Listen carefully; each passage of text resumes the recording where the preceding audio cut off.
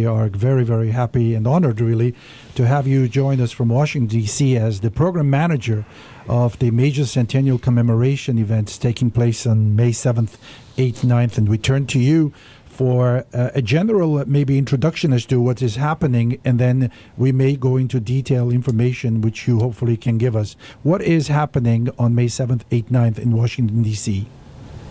Well, thank you for inviting me, Vartan.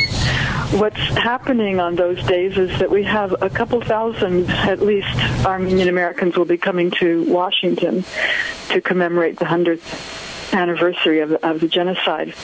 And we have 4 major events planned, and then a number of other smaller, like hour-long events, lectures, workshops, all kinds of things that will be going on at the same time.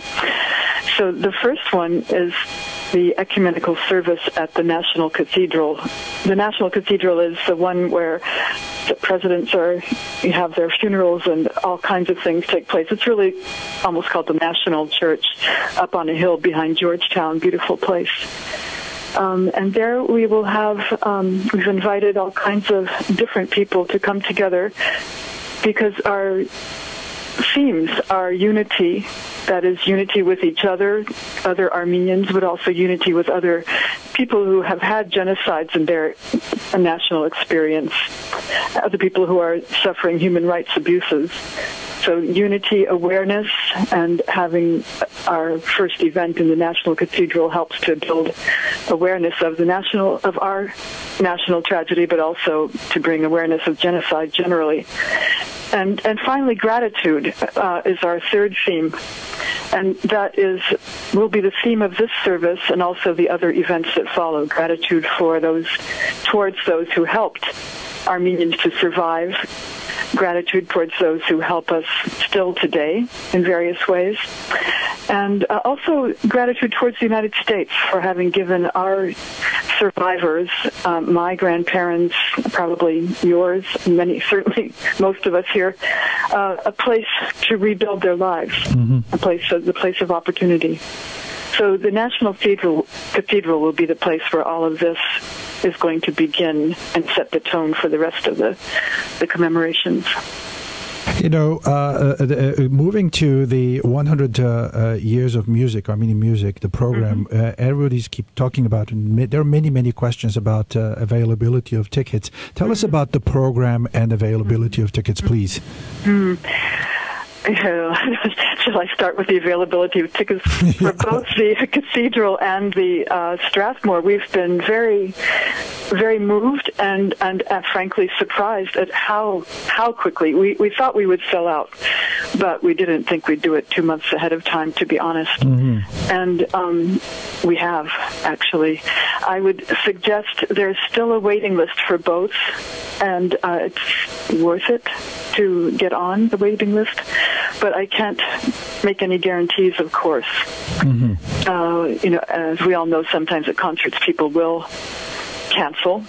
Something could happen, but truly it is sold out. The Strathmore is sold out. That's beautiful.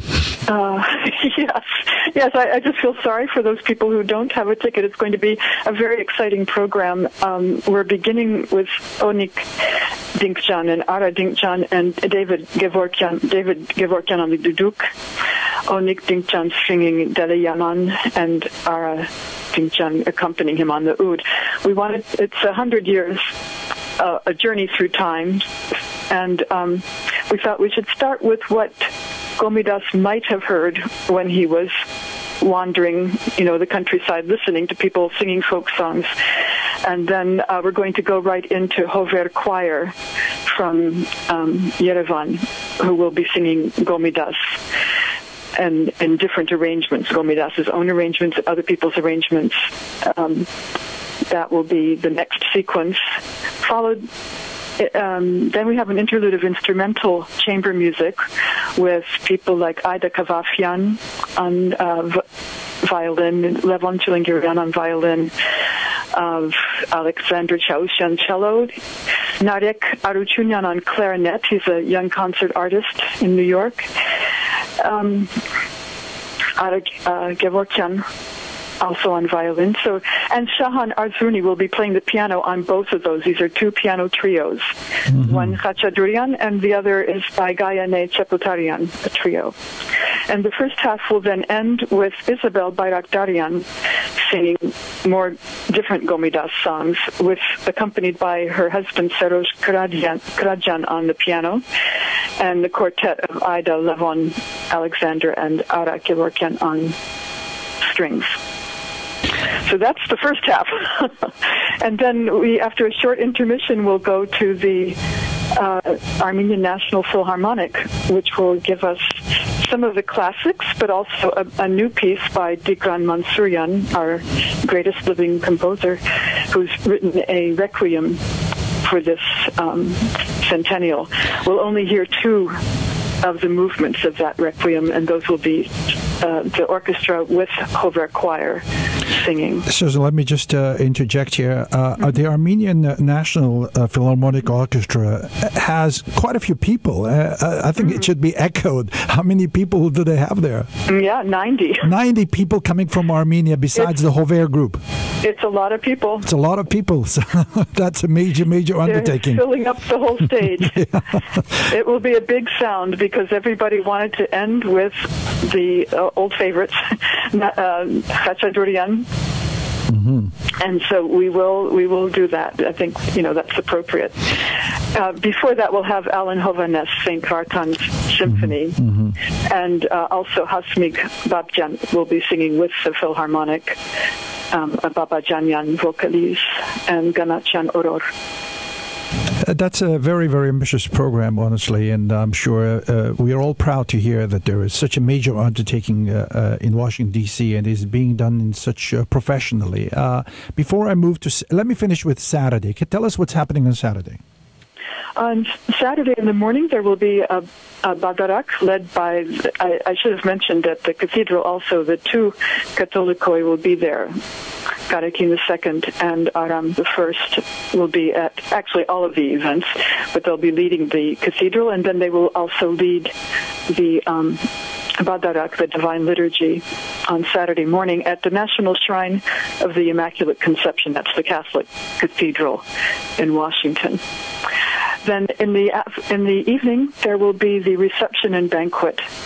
And at the banquet, our program will be to give awards to people and institutions who have helped Armenians in the past, and as I said, also coming up to the present. We'll be announcing those awards very soon. I can't say right this minute who they are, but we will be announcing that very soon. Susan, you are so calm in delivering your information, and I just wanted to ask you, what are the challenges? What is it we don't see? What is it we don't know? A few minutes ago, Horan spoke about his committee working here at a high altitude, trying to facilitate. But what are the challenges in putting such an ambitious program together? Yes, Horan has been working extremely hard, and he's got lots of challenges too, doing a fantastic job. We here are doing, what are the challenges? Well, this is a job by committee. This is a events by committee, and as we all know, any kind of committee work has specific challenges. That's trying to work together. And I think one of my main jobs, really, I was hired to do team building, to keep everybody moving along the same track, and that's what a program manager does, and that is the challenge.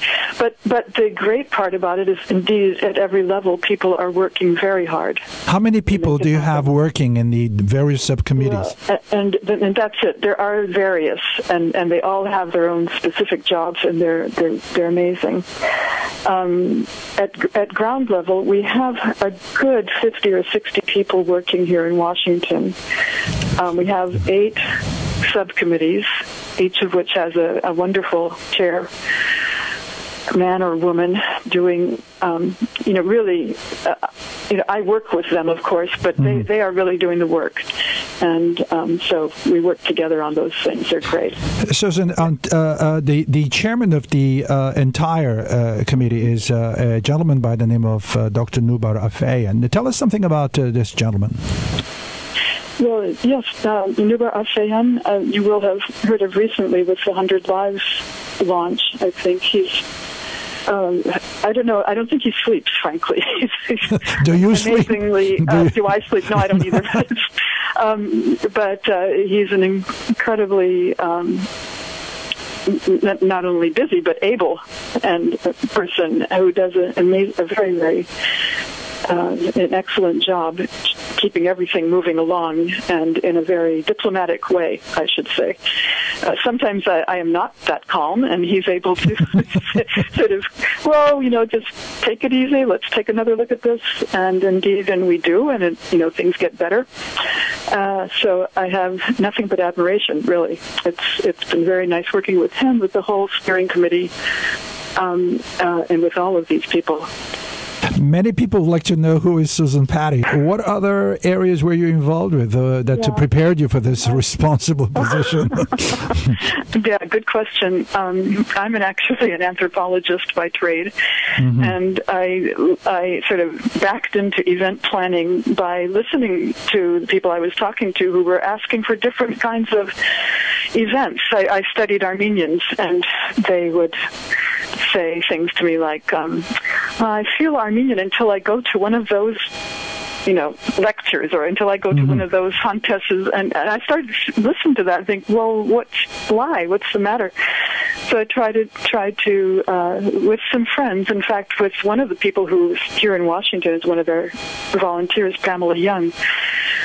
We and other friends created the Armenian Institute in London, which became a events-based group. It mixed media. We always tried to mix, say, scholarship with the arts and make it all much more accessible to a broader public.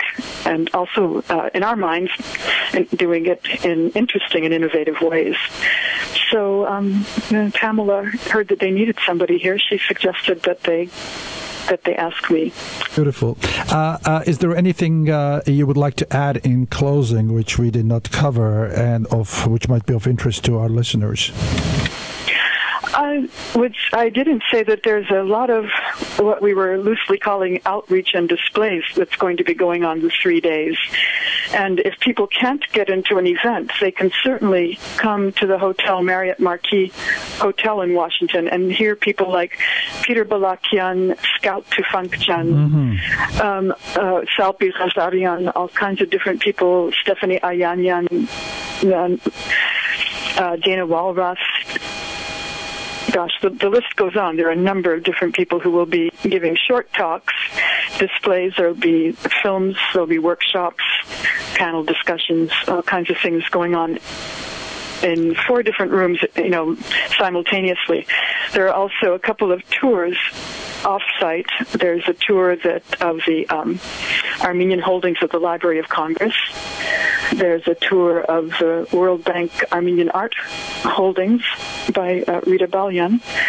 And Levon Avdoyan is also hosting the live annual Vartanants lecture at the Library of Congress on Thursday. So there's a lot going on aside from the events, and I think it'll just be very moving to be here with all of these people. One question, the banquet can hold how many people? We are talking about that, as you just this morning and all day long today. In theory, we can go up to 2,000, but we don't think that we're going to be able to do quite that many. Susan, just one last question. From the Marriott Marquis, how accessible, how far or close are the other venues in the National Cathedral or the Music Hall at Strathmore? I'm glad you asked that, because what we decided was to hire buses to take our guests from the Marriott to they're accessible, but it's easier just to get on a bus and go. Very good. So there will be buses over there too. There will be buses to take people, Susan, Pattie, thank you very much. And let me just say over the air, anytime you can connect with us and you feel there is information to be disseminated, we'd love to hear from you. Oh, thank you. We'd like to wish you all the best in all this major undertaking and other future undertakings. So congratulations and good luck. Thank you, Vartan. Thank you for inviting me. Be good. Bye-bye. You're listening to the Armenian Radio Hour of New Jersey on 89.5 FM, the radio station of Seton Hall University. We just spoke to Susan Pattie.